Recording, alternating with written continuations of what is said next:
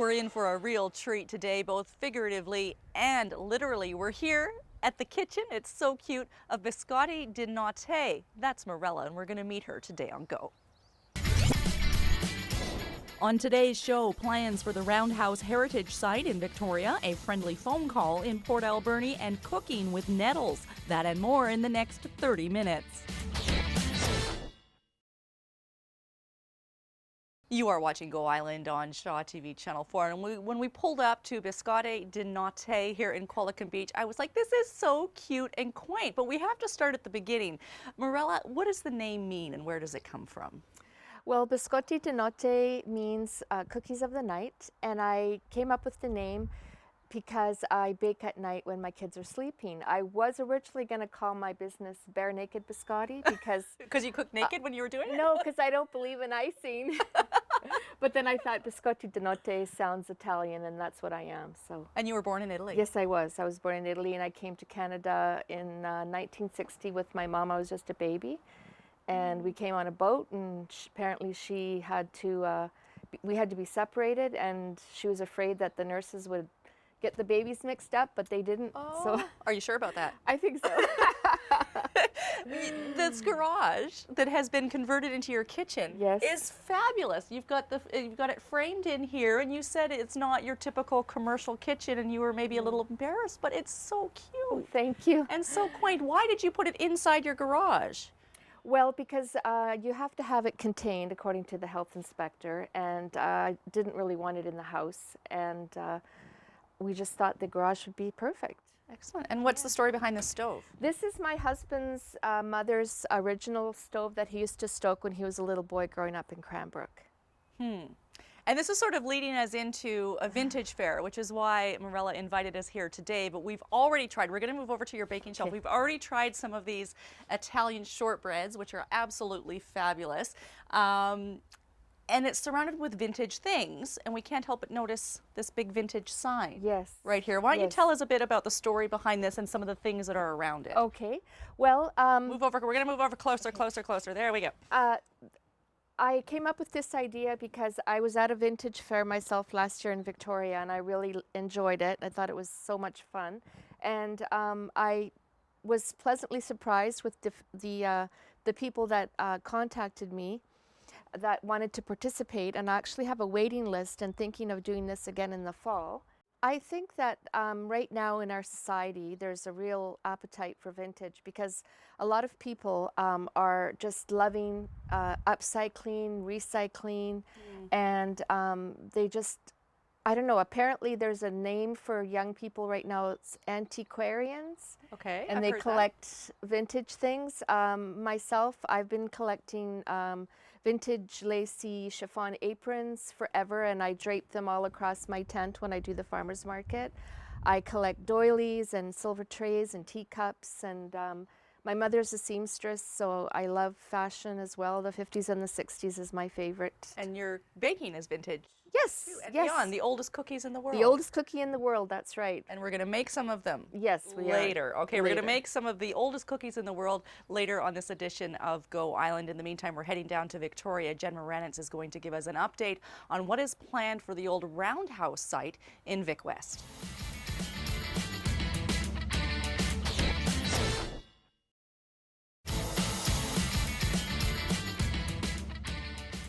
Looks like it's going to be a fabulous site down there. You're watching Go Island on Shaw TV Channel 4. We've moved into the kitchen now of Biscotti di Notte, and I keep stopping myself from saying Biscotti di Notte, but she was talking about doing naked biscotti too. It's all about the world's oldest cookies and special, unique recipes, and we're going to talk a bit more, and I think we're going to make some later on this edition of Go Island. In the meantime, lots of seniors enjoy living independently, and knowing that they're going to receive one phone call every day ensures that they're more secure in living that independent life. Here's Nancy Wilmot in Port Alberni.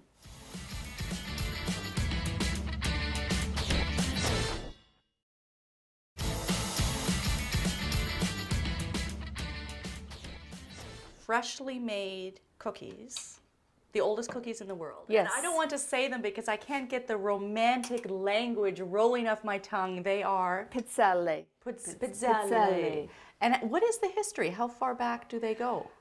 Well, I would say the 1800s. And also, what's really neat is this is my mother's original Pizzelle iron. When I was growing up, I'm the oldest of five, and we'd all get in a line and wait our turn for one of these pizzelles, which she would make on her gas stove.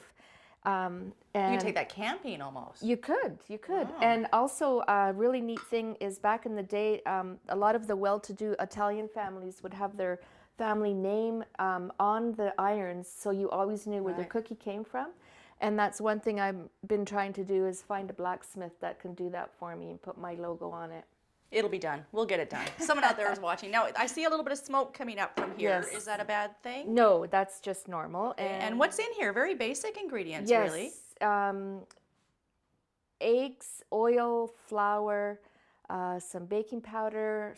These ones are chocolate, so there's cocoa. You should smell it in here. But the first ingredient is always amore in all my cookies. Love. And Italian's your first language. Yes, it is. Say something in Italian. Say. Tu sei una bella donna. Oh, E mi dà sounded tanti nice. piacere a conoscere. What does that mean? You are a beautiful young lady, and I'm very flattered to meet you.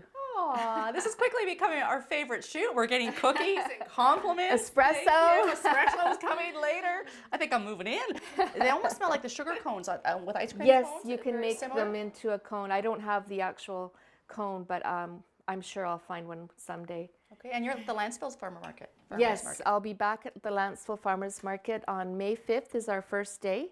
It's a Sunday, and it's at Phillips by the Sea Church, and it's from 1:30 to 4:30. Excellent. And if you go there, if nothing else but to smell these fabulous cookies and try some yourself, of course. We're going to come back to Morella's Kitchen after a short break.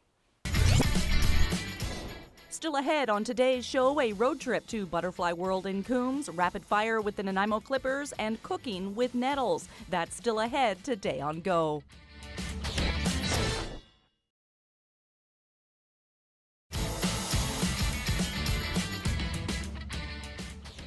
You are watching Go Island on Shaw TV Channel 4, and I think we found just a little piece of heaven here in Qualicum Beach. We are in the kitchen of Morella. Say your last name? Trozo, and I just wish I could roll it off my tongue in true Italian style. We're making pizzelle, the world's oldest cookie. It smells fabulous in here, and the more I learn about Morella, the more I learn that she is an artist at heart through and through. We're going to throw things over now to Annette Lucas. It's time for another road trip. This time, it's Butterfly World. We're sticking to the Oceanside area today.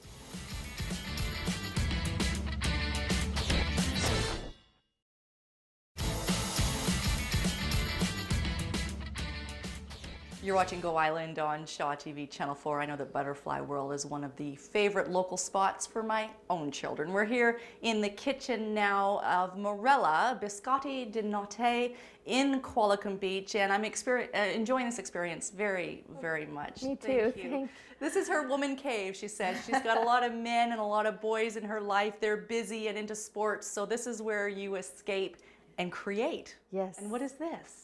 This is my chocolate chili and lime biscotti.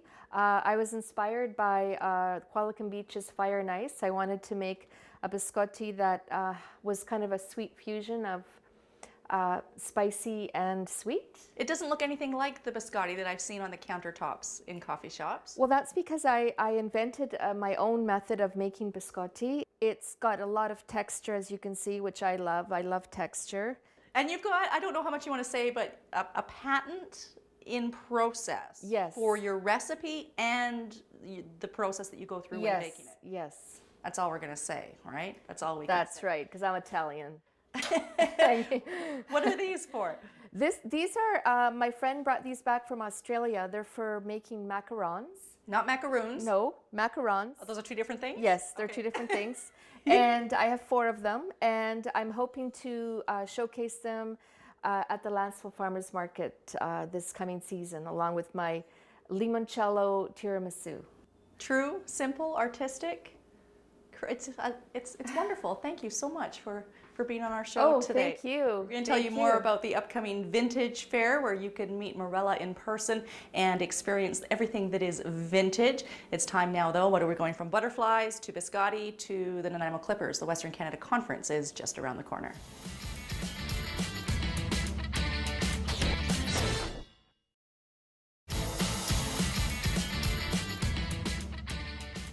You're watching Go Island on Shaw TV Channel 4, and we are thoroughly enjoying our visit to Biscotti de Notte here in Qualicum Beach.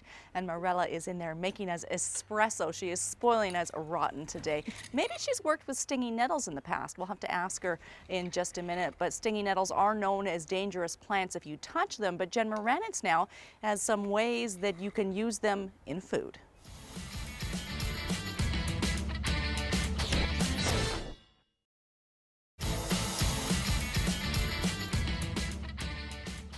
That brings us to the end of this edition of Go Island. It has been a real treat spending time with Morella here at Biscotti de Notte. There is a vintage fair on April the 27th at the Church of the Ascension. It's 887 Wembley Road. That's a Saturday, the 27th, from 10:30 until 3:30. Entry is by donation. There are 25 different vendors, and everything will be vintage, including the food. And the feature for the lunchtime there is a Caribbean fair. Thanks for watching this edition of Go Island. We'll see you next time.